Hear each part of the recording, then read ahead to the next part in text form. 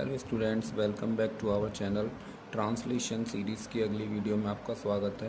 तो इससे पहले जो वीडियो बना के आए हैं या वीडियो जो आपने देखी हैं उनमें हमने प्रेजेंट इंडेफिनिट और पास्ट इंडेफिनिट टेंस के सेंटेंसेस को ट्रांसलेट किया और आपको समझाने की कोशिश की मैंने कि किस तरह से हम जो है स्ट्रक्चर्स की हेल्प से एक सेंटेंस को बड़ी ही आसानी से ट्रांसलेट कर सकते हैं। सिर्फ हमें टेंस की पहचान पता होनी चाहिए, हेल्पिंग वर्ब पता होनी चाहिए और मेन वर्ब पता होनी चाहिए।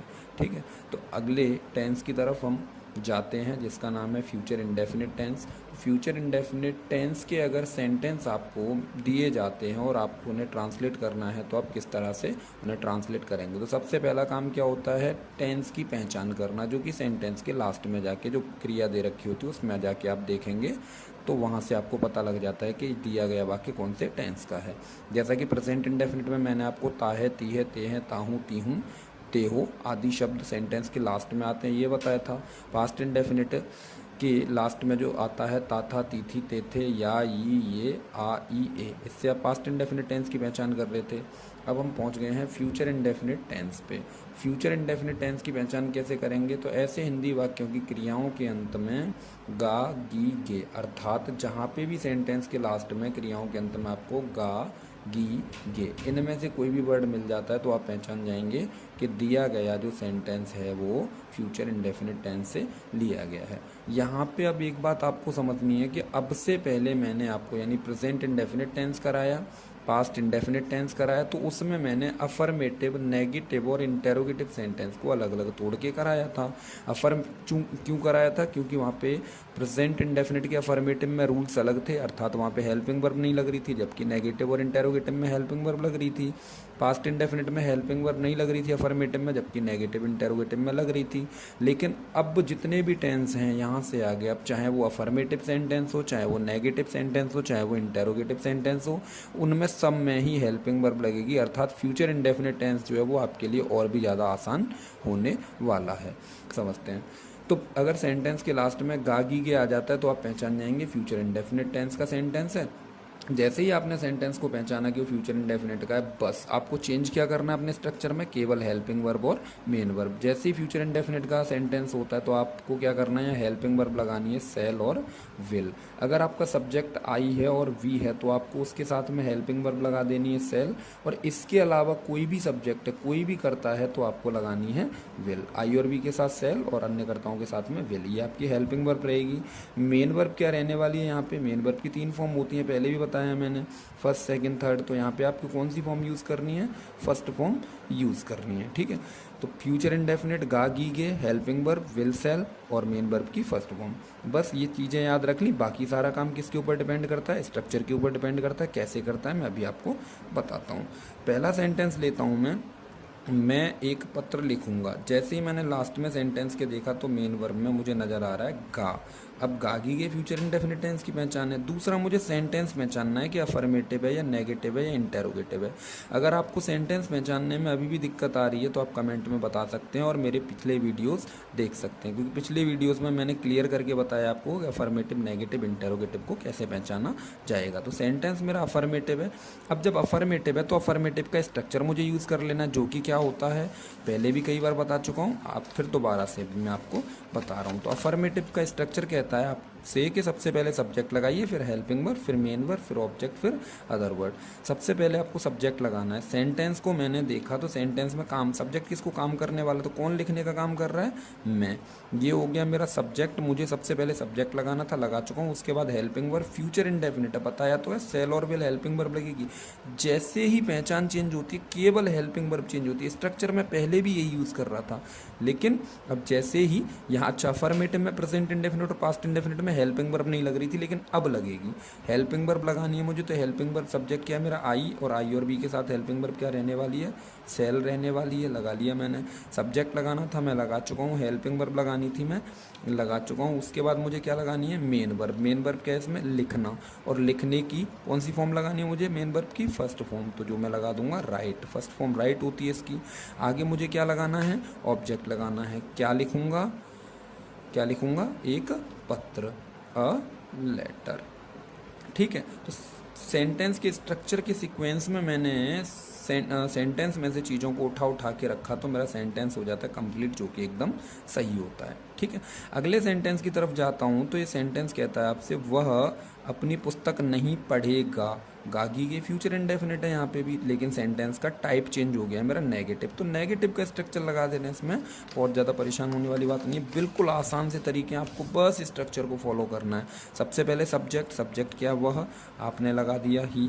उसके बाद आपको क्या लगानी है, हेल्पिंग वर्ब लगानी है। हेल्पिंग वर्ब यार फ्यूचर इंडेफिनिट, तो फ्यूचर इंडेफिनिट में क्या लगा रहे हैं, विल और सेल। तो यहाँ आई और वी के साथ सेल लगेगा, लेकिन सब्जेक्ट क्या है मेरा, ही। तो ही के संग मुझे क्या लगा लेना चाहिए, विल लगा लेना चाहिए। लो जी, मेरी हेल्पिंग वर्ब भी लग गई। अब नेगेटिव सेंटेंस स्ट्रक्चर में फिर क्या कह रहे हैं, हेल्पिंग वर्ब के बाद नॉट लगानी है आपको, आपने नॉट भी लगा ली। सब्जेक्ट हो गया, हेल्पिंग वर्ब होगी, नॉट होगी, उसके बाद आपको लगानी है मेन वर्ब। मेन वर्ब क्या है इसमें, पढ़ना।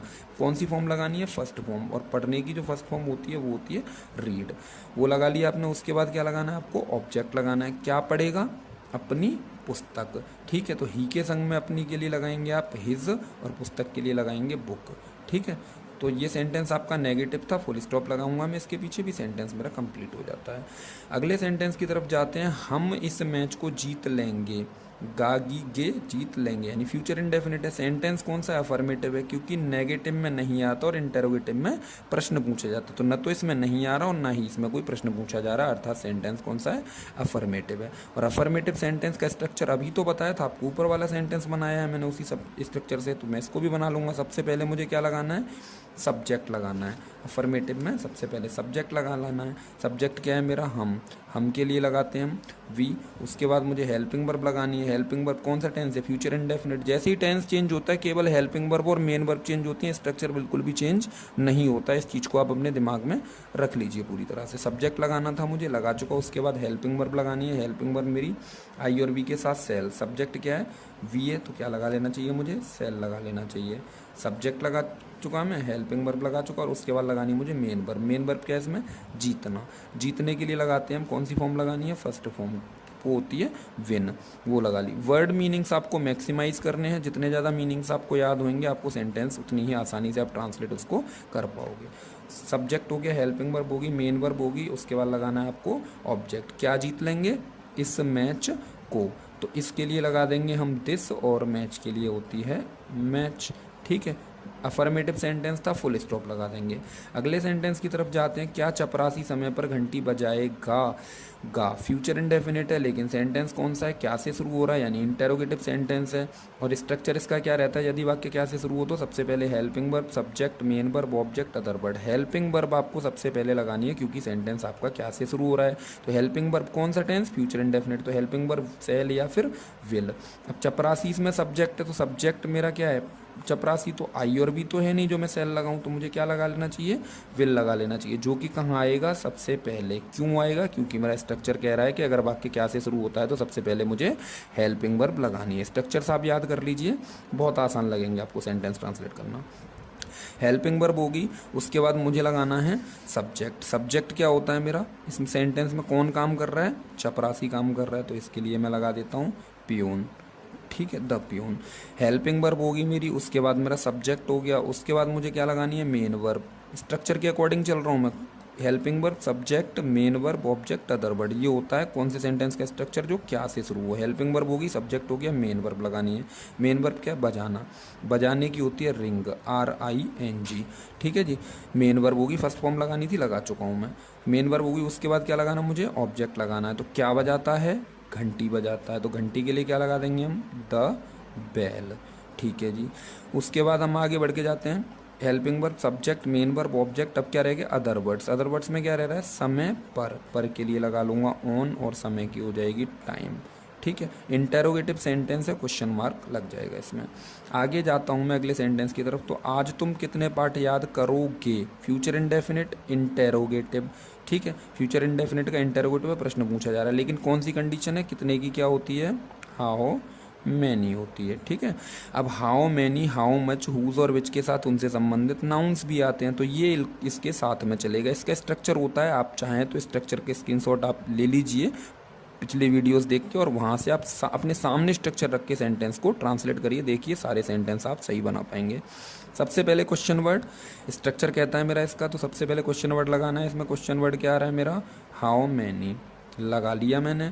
उसके बाद में क्वेश्चन वर्ड प्लस नाउन। अब नाउन क्या है, जस्ट इसके पीछे आ रहा है, तो क्या हो जाएगा इसमें लेसन, लेकिन लेसन्स करूँगा मैं क्योंकि ज़्यादा पार्ट है। तो क्वेश्चन वर्ड हो गया प्लस मेरा नाउन हो गया। उसके बाद मुझे हेल्पिंग वर्ब लगानी है। हेल्पिंग वर्ब भाई फ्यूचर इंडेफिनिट है, ये आ रहा है फ्यूचर इंडेफिनिट, सेल और विल। सब्जेक्ट क्या है मेरा, तुम यानी यू, तो यू के संग क्या लगाना चाहिए मुझे, विल लगाना चाहिए। लीजिए मेरी हेल्पिंग वर्ब होगी question word plus noun plus helping verb plus subject. Subject क्या है इसमें, तुम यानी यू। उसके बाद में मेन वर्ब। मेन वर्ब क्या है, याद करना। याद करने के लिए लगाते हैं आप लर्न। फर्स्ट फॉर्म लगानी है आपको, बस सेंटेंस में और कुछ बचा नहीं है, ये सेंटेंस भी आपका कंप्लीट हो जाता है। अच्छा, इसमें रह गया आज और रह गया, तो आज के लिए आप लगा दोगे लास्ट में टुडे। सेंटेंस कंप्लीट हो जाता है। अगले सेंटेंस की तरफ जाते हैं। यह पुस्तक अब कौन पढ़ेगा। फ्यूचर इंडेफिनिट कौन सा सेंटेंस है बेटा, कौन यानी हु वाला सेंटेंस, और हु वाले सेंटेंस को अफर्मेटिव के नियम से बनाते हैं। तो यहाँ तो भैया कोई से भी नियम से बना लो, यहाँ तो अफर्मेटिव में भी हेल्पिंग वर्ब लग रही है, अर्थात मैं यहाँ पे भी हेल्पिंग वर्ब लगाऊंगा, क्योंकि पास्ट इंडेफिनिट और प्रेजेंट इंडेफिनिट में हु वाले सेंटेंस में हेल्पिंग वर्ब नहीं लगा रहे थे। क्यों नहीं लगा रहे थे, क्योंकि अफर्मेटिव में ही नहीं लगती थी, तो वहाँ क्यों लगाएंगे हम, जबकि यहाँ तो अफर्मेटिव में भी लग रही, तो हम इसको अपने स्ट्रक्चर से बनाते हैं, जो कि होता है who plus helping verb plus main verb plus object plus other verb. तो सबसे पहले हु लगाना है मुझे, हु लगा लिया मैंने। उसके बाद मुझे हेल्पिंग वर्ब, चूंकि यही मेरा काय का काम कर रहा है, सब्जेक्ट का काम कर रहा है, तो आई और बी के साथ सेल रहता है, तो आई और बी तो है नहीं, तो ये क्या है हु। तो हु के संग हेल्पिंग वर्ब क्या लगा लूँगा मैं, विल लगा लूँगा। क्वेश्चन वर्ड हो गया मेरा, यानी हु हो गया, प्लस हेल्पिंग वर्ब होगी। उसके बाद मेन वर्ब लगानी है। मेन वर्ब क्या है इसमें, पढ़ना, पढ़ने की होती है रीड, लगा लिया आपने। उसके बाद आपको who plus helping verb plus main verb plus object. Object क्या पढ़ेगा, यह पुस्तक, तो यह के लिए दिस और पुस्तक के लिए बुक। अब क्या रह गया, अदर वर्ड्स। अदर वर्ड्स में क्या बच रहा है आपके पास में अब, तो इसके लिए आपने लगा दिया नाउ और क्वेश्चन मार्क। ये सेंटेंस भी आपका कंप्लीट हो जाता है। अगले सेंटेंस की तरफ हम जाते हैं। तुम अपने मित्र को कल कहाँ मिलोगे। तो कहाँ इंटेरोगेटिव, मिलोगे गे यानी फ्यूचर इंडेफिनिट, यानी फ्यूचर इंडेफिनिट का इंटेरोगेटिव सेंटेंस है। कौन सा वाला स्ट्रक्चर लगेगा इसमें, इंटेरोगेटिव का सेकंड स्ट्रक्चर, जो कहता है यदि वाक्य के बीच में कब, कहाँ, क्यों, कैसे, क्या आए तो। सबसे पहले क्वेश्चन वर्ड लो जी, सबसे पहले क्वेश्चन वर्ड लगा लेते हैं, जो कि है कहाँ। कहाँ के लिए लगाते हैं, वेयर लगा ली। उसके बाद आपको लगानी होती है हेल्पिंग वर्ब। तो हेल्पिंग वर्ब फ्यूचर इंडेफिनिट है, सेल या विल में से कुछ लगेगा। सब्जेक्ट क्या है, तुम, तो इसके हिसाब से मैं हेल्पिंग वर्ब क्या लगाऊंगा इसमें, विल, क्योंकि आई और बी के साथ सेल लगता, तो यहाँ पे तो यू आ रहा है, तो यू के संग विल लगेगा। क्वेश्चन वर्ड लगाना था, मैं लगा चुका। उसके बाद हेल्पिंग वर्ब लगानी थी, लगा चुका मैं। उसके बाद मुझे लगाना था सब्जेक्ट, सब्जेक्ट लगा चुका हूँ, जो कि है यू। क्वेश्चन वर्ड हो गया, हेल्पिंग वर्ब होगी, सब्जेक्ट हो गया। उसके बाद मुझे क्या लगानी है, मेन वर्ब लगानी है। मेन वर्ब क्या है इसमें, मिलना, मिलने के लिए लगाते हैं आप मीट, ठीक है। तो मेन वर्ब भी होगी। उसके बाद मुझे क्या लगाना है, ऑब्जेक्ट लगाना है। किसको मिलोगे, अपने मित्र को, ठीक है। तो यू के संग में अपने के लिए लगा दोगे आप योर, और मित्र के लिए लगा दोगे फ्रेंड। तो ये ऑब्जेक्ट हो गया आपका। अब क्या रह जाता है सेंटेंस में, अदर वर्ड्स। अदर वर्ड्स में क्या रह रहा है, कल। और कौन सा कल है, आने वाला कल है। मिलोगे यानी आने वाला कल है, तो इसके लिए हम क्या लगा देंगे, टुमारो लगा देंगे। इंटेरोगेटिव सेंटेंस है, क्वेश्चन मार्क लगाएंगे, ये सेंटेंस भी आपका कंप्लीट हो जाता है। अगले सेंटेंस की तरफ चलते हैं। मेरा छोटा भाई इस प्रतियोगिता में भाग लेगा, यानी फ्यूचर इंडेफिनिट है। सेंटेंस कौन सा है, अफर्मेटिव है, ठीक है। तो affirmative sentence, subject, helping verb, main verb, object, other word रख दो। सबसे पहले सब्जेक्ट, कौन लेगा भाग इसमें, मेरा छोटा भाई, तो मैं यहाँ पे क्या लगा दूंगा, माई यंगर ब्रदर। ये हो गया मेरा सब्जेक्ट। उसके बाद मुझे लगानी है हेल्पिंग वर्ब। टेंस कौन सा है मेरा, future indefinite. Helping verb shall या विल, आई और वी तो है नहीं जो मैं सेल लगाऊं, क्या लगा लूँगा, विल लगा लूँगा। सब्जेक्ट हो गया, हेल्पिंग वर्ब होगी। उसके बाद मेन वर्ब। मेन वर्ब क्या है इसमें, भाग लेना। भाग लेने के लिए लगा लेते हैं हम टेक पार्ट, ठीक है। ये आपकी मेन वर्ब होगी। अब उसके बाद में क्या बच रहा है, इस प्रतियोगिता में। तो पहले प्रीपोजिशन आ रही है मैं, तो मैं इसको लगाऊंगा इन दिस, प्रतियोगिता के लिए कॉम्पिटिशन, कॉम्पिटिशन, ठीक है। सेंटेंस आपका अफर्मेटिव है, फुल स्टॉप लगाएंगे, ये सेंटेंस भी आपका कंप्लीट हो जाता है। तो ये सेंटेंस भी आपका कंप्लीट हो जाता है। मैं उम्मीद करता हूँ वीडियोस के माध्यम से आपको सेंटेंस समझने में आसानी हो रही होगी, और आप जो है सेंटेंस को समझ पा रहे होंगे। और अगर आपको वीडियोस पसंद आ रहे हैं तो प्लीज़ वीडियोस को लाइक करें, शेयर करें, चैनल को सब्सक्राइब करें, और वीडियोस पे कमेंट करें कि कहाँ पे जो है कुछ और पॉसिबल हो सकता है कि आपको कुछ और बेहतर बताया जाए। Thank you for watching the video.